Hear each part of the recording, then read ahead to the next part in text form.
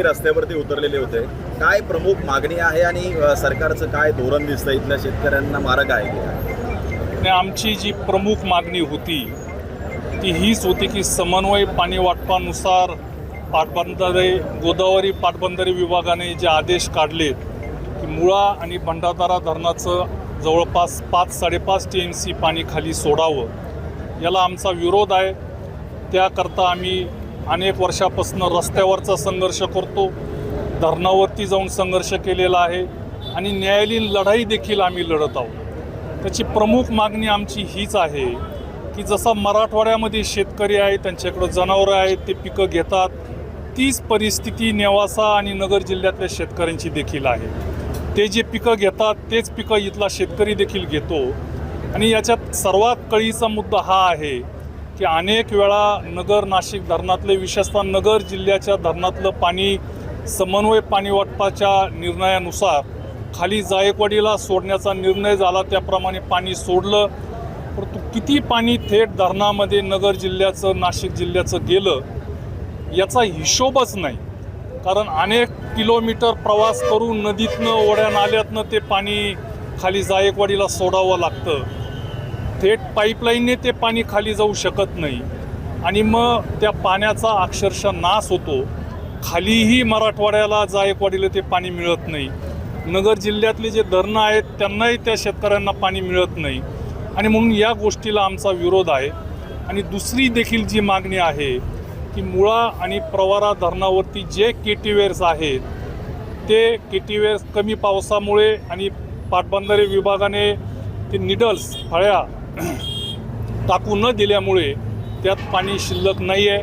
तर आमची मागणी असणार आहे की या दोन्ही धरणातनं या केटीवेअर पूर्णपणे भरून मिळावेत, त्याप्रमाणे शासनाने निर्णय घ्यावा अशी आमची प्रमुख मागणी राहणार. तरी असाही आरोप होतोय की हे जे पाणी सोडलं जातंय ते दारू उद्योगासाठी सोडलं जातंय आणि त्यांच्या भल्यासाठी इथल्या शेतकऱ्यांच्या तोंडचं पाणी पळवलं जातंय. तुम्हाला असं वाटतं? नाही, मी त्या दृष्टिकोनातून बघण्याऐवजी मी हे बघतो की हे पाणी जर खाली पोहोचतच नसेल, पाण्याचा नाश होणार असेल, अपव्याप होणार असेल आणि त्या निमित्ताने एक रोटेशन जर कमी जर झालं तर मोठ्या प्रमाणामध्ये नगर जिल्ह्यातल्या नेवासा तालुक्यातल्या शेतकऱ्यांचं, उद्योगधंद्याचं, व्यावसायिकांचं प्रचंड नुकसान होणार आहे. शेवटी साखर कारखाने उभे राहिलेले आहेत, शेतकऱ्यांच्या हिताकरता त्यांनी कॅपॅसिटी वाढवलेली आहे, कर्ज घेतलेलं आहे आणि अशा पद्धतीने जर पाणी खाली जायला लागलं तर ऊस शेतकरी करणार नाहीत. ऊसातला शेतकरी अडचणीत राहील, कारखानदारी अडचणीत येईल, व्यावसायिक अडचणीत येतील, शेतकरी अडचणीत येतील.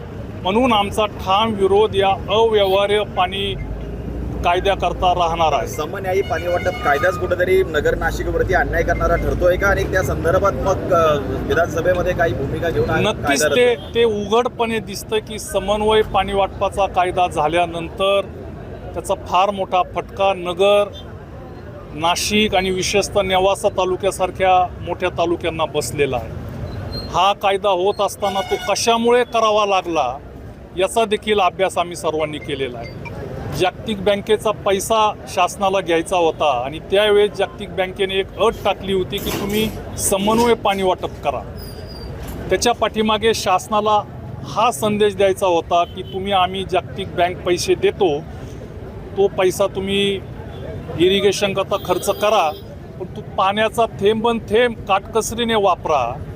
त्याच्यातनं तुम्ही पाईपलाईनद्वारे किंवा लिफ्ट इरिगेशनद्वारे किंवा स्प्रिंकलरद्वारे ते पाणी जास्तीत जास्त शेतकऱ्यांना पोहोचावं, याकरता जागतिक बँकेने ती अट घातली होती. सरकारने तो पैसा घेतला, कबूल केलं, परंतु पैसाचा वापर करून काही फार मोठं काम झालं नाही. परंतु त्याचा फार मोठा फटका हे पाण्याचं व्यवस्थित नियोजन न केल्यामुळे आज आम्ही भोगत आहोत आणि येणाऱ्या काळामध्ये आम्हाला याला विरोध केल्याशिवाय आम्हाला पर्याय राहिलेला नाही. मराठवाड्यातले जे नेते आहेत हे पाणी मिळावं यासाठी कुठेतरी संघटित झालेले दिसत आहेत, मात्र नगर नाशिकचे नेते त्या संदर्भात काही करताना दिसत नाही. नक्कीच हे नगरचं, नाशिकचं फार मोठं दुर्दैव आहे की या बाबतीमध्ये सर्वजण एकत्र येऊन पक्ष राजकारण हे बाजूला ठेवून भांडत नाही. परंतु मी या निमित्ताने बोलल्याप्रमाणे जाहीर करू इच्छितो की मला राजकारणामध्ये फार काही कमवायचं नाही, मोठं व्हायचं नाही, परंतु किमान मी थांबतो. परंतु किमान सर्वांनी एकत्र येऊन या गोष्टीतनं मार्ग काढण्याकरता कुठेतरी एकत्र आलं पाहिजे. आणि मला वाटतं की नाशिक जाऊ द्या, नाशिकचे नेते एकत्र येतील की नाही माहीत नाही, परंतु नगर जिल्ह्यातले मोठे मोठे नेते एकत्र जर आले तर याच्यातनं नक्कीच मार्ग निघू शकतो, हा विश्वास मला आहे. एबीपी माझा, उघडा डोळे बघा नीट.